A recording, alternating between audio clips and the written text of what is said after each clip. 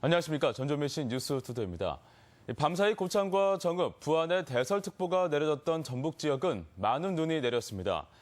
그제부터 내린 눈의 양은 부안 줄포 16cm를 최고로 정읍 12.5, 고창 11.5cm 등이며 현재 대부분 지역에 눈은 그쳤지만 서해안 지역은 오늘까지 최고 3cm의 눈이 더 내리겠습니다. 추위도 계속돼 아침 기온이 영하 11도까지 떨어졌으며 한낮에도 기온이 1도 안팎에 머무는 데다 바람도 강해 체감온도는 이보다 더 낮겠습니다. 아파트 매매 가격 대비 전세 가격 비율이 전국에서 두 번째로 높을 정도로 도내 아파트 전세가가 강세를 보이고 있습니다. 일부에서는 매매가보다 전세가가 비싼 역전 현상까지 보이고 있습니다. 박찬익 기자의 보도입니다. 지어진 지 30년 가까이 된 이 아파트는 전용 면적 85제곱미터가 지난해 최저 9천만 원에 거래됐습니다. 그런데 전세는 가장 비싼 물건이 2천만 원만은 1억 1천만 원에 나갔습니다. 4년 전 입주한 이 아파트도 지난해 가장 높은 전세 가격이 매매 가격과 같았습니다. 그러니까 새 아파트는 뭐 거의 분양가에 가깝게 들어가요. 아파트 저기를. 송천동의 KCC 같은 경우는 분양가보다도 훨씬 비싸게 들어갔어요. 아파트 전세 가격이 매매가를 앞지르거나 같아지는 일명 깡통 전세가 생긴 것입니다. 이 같은 깡통 전세 아파트는 도내에 45곳이 있는 것으로 조사됐습니다. 저금리 시대에 경기 침체까지 계속되면서 집주인들이 전세보다 월세를 더 선호하다 보니 전세 품귀 현상이 빚어진 게 가장 큰 원인입니다. 전세도 없을 뿐더러 이제 월세를 많이 내놓죠. 지금은 이제 조그만 아파트도 한 아파트도 사서 월세 내놓는 걸로. 이를 대변하듯 아파트 매매가 대비 전세가, 즉 전세가율은 해마다 상승하고 있습니다. 지난해 도내 아파트 평균 매매가는 1억 4천만 원, 평균 전세가는 1억 2천만 원으로 전세가율이 무려 79%를 기록했습니다. 전국 시도 가운데 광주에 이어 두 번째로 높습니다. 월세 임대가 대세로 자리를 잡으면서 전세가 강세는 당분간 계속될 전망입니다. MBC 뉴스 박찬익입니다. 조류 인플루엔자로 계란값이 2배나 뛰어 장바구니 물가에 충격을 줬는데요. 이번에는 닭고기 가격이 치솟고 있습니다. AI 전염 우려에 병아리 입식이 제한되면서 생산량이 크게 줄었기 때문입니다. 유룡 기자의 보도입니다. 닭고기가 잔뜩 쌓여있던 축산물 판매장이 전에 없이 휑한 모습입니다. 닭고기 공급이 줄어서 매대를 다 채우지도 못했습니다. 물량이 달리자 가격은 당연히 껑충껑충 뛰어오르고 있습니다. 지금 공급이 좀 부족하다 보니까 작년 대비해서 저희가 한 20-30% 지금 가격 인상이 돼서 소비자에게 지금 공급이 되고 있는 상태입니다. 닭고기 공급이 부족한 것은 AI로 병아리 입식이 중단된 농가가 전체 3분의 1에 달하기 때문. 도내에서만 1,700여 농가 가운데 600군데가량이 지난 2달간 닭을 키우지 못했습니다.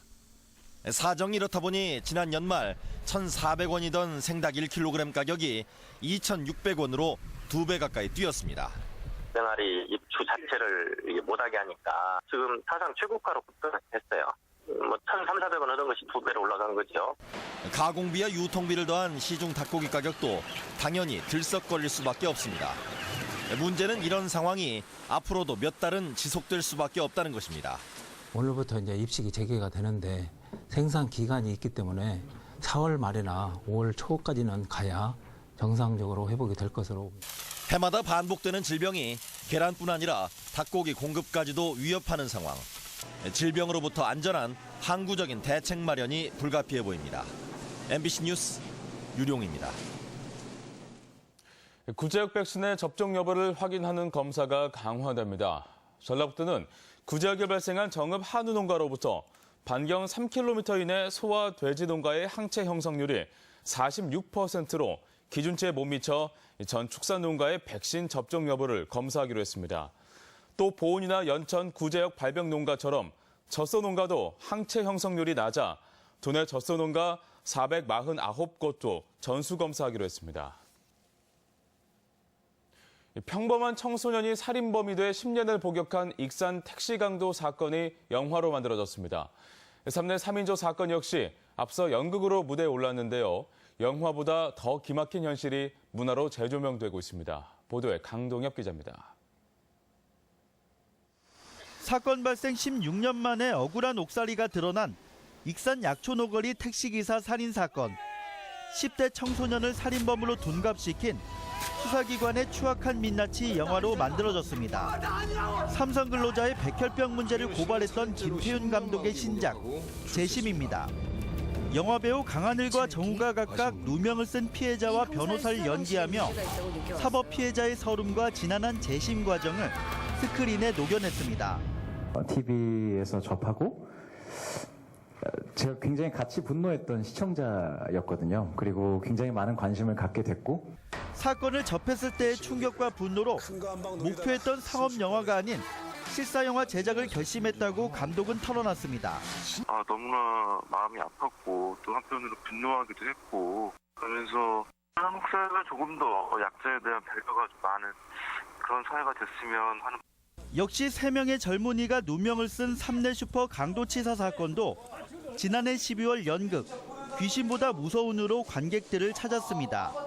죄를 참회하는 진범과 반성하지 않는 공권력을 대조해 보여주며 호평을 받았습니다. 이 같은 문화계의 관심은 인간의 존엄이 파괴된 영화보다 기막힌 현실과 이를 제약 없이 풀어낼 수 있다는 문화적 특성이 맞아떨어지면서 계속되고 있습니다.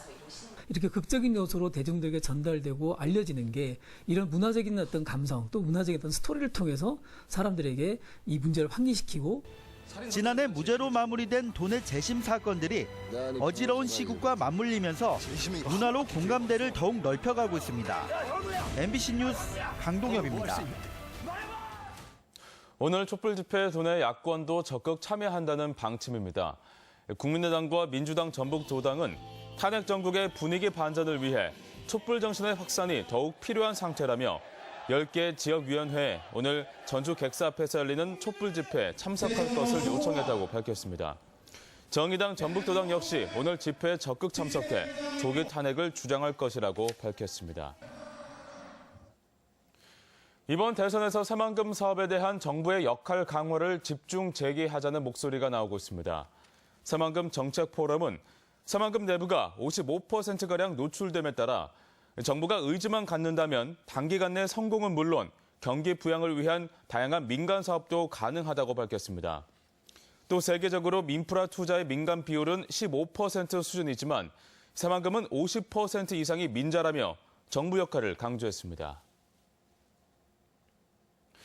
전주시가 자전거를 다시 활성화시키겠다며 전담 부서까지 신설했는데요. 정작 자전거 도로를 만들겠다고 타낸 국비를 반납할 위기에 놓였습니다. 사업 타당성이 없다는 게 이유인데 향후 자전거 정책 수립에도 신중한 접근이 요구됩니다. 이경희 기자입니다. 전주역에 있는 공공자전거 대여소입니다. 지난해 6월에 설치됐지만 문은 굳게 닫혀 있습니다.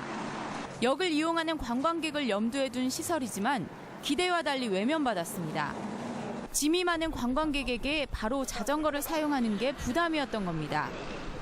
어디에 있는지도 잘 모르고 처음 여행하는 사람도 많다 보니까 보통 택시 타고 가거나 그러니까 잘 이용 안 하는 것 같아요.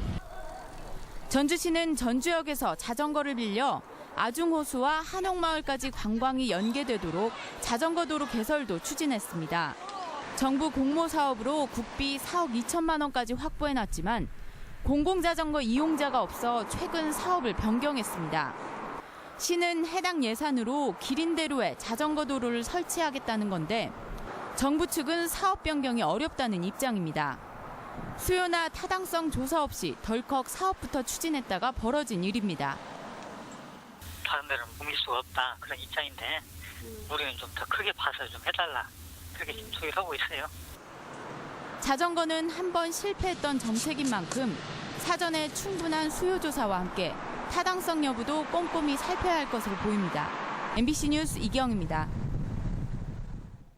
전주 에코시티 대형 점포를 둘러싼 갈등이 해결의 실마리를 찾을 수 있을지 주목됩니다. 오늘 아침 방송되는 전주 MBC 시사토론에서는 에코시티 창고형 매장 입점을 둘러싼 시와 주민, 상공인 간의 갈등과 해결 방안, 그리고 반복되는 대형 점포 입점 문제에 대해 토론합니다. 여러분의 많은 시청 바랍니다. 금석배 전국 학생 축구 대회가 오늘 군산에서 개막해 13일간 열전에 들어갑니다. 군산 월명 경기장 등 9개 경기장에서 치러지는 이번 대회는 초등부와 고등부에서 전국 111개 팀이 출전해 예선과 토너먼트로 우승팀을 가립니다.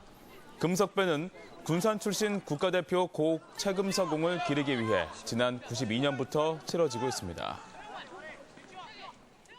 우리 지역 행사와 문화 소식입니다. 나운규의 삶과 그의 영화 아리랑 그리고 미녀 아리랑이 어우러진 국립민속국악원의 브랜드 창극 나운규 아리랑이 오늘까지 공연됩니다. 이봉기 피아니스트가 오늘 완주군 삼예읍 행정복지센터에서 피아노 독주회를 엽니다. 세대공감 뮤지컬 담배가게 아가씨가 오늘 한국소리문화의 전당에서 공연됩니다. 전주 디지털 독립영화관은 오늘과 내일 2월 주말의 명화를 무료로 상영합니다. 아프리카의 예술과 문화를 한자리에서 만나볼 수 있는 체험 전시가 군산 예술의 전당에서 열리고 있습니다. 국립전주박물관은 오늘 정월 대보름을 맞아 다양한 대보름 행사를 진행합니다. 전주역사박물관은 오늘 전통놀이 체험과 부럼 나누기 등 세시풍속 한마당을 마련했습니다. 최명희 문학관은 오늘 다채롭고 풍성한 정월 대보름 체험 행사를 진행합니다. 남원시는 오늘 요천 둔치 일원에서 제16회 청소년 연날리기 대회를 개최합니다. 축구 꿈나무 등용문인 2017 금석배 전국 학생 축구대회가 오늘부터 13일간 군산시 일원에서 치러집니다.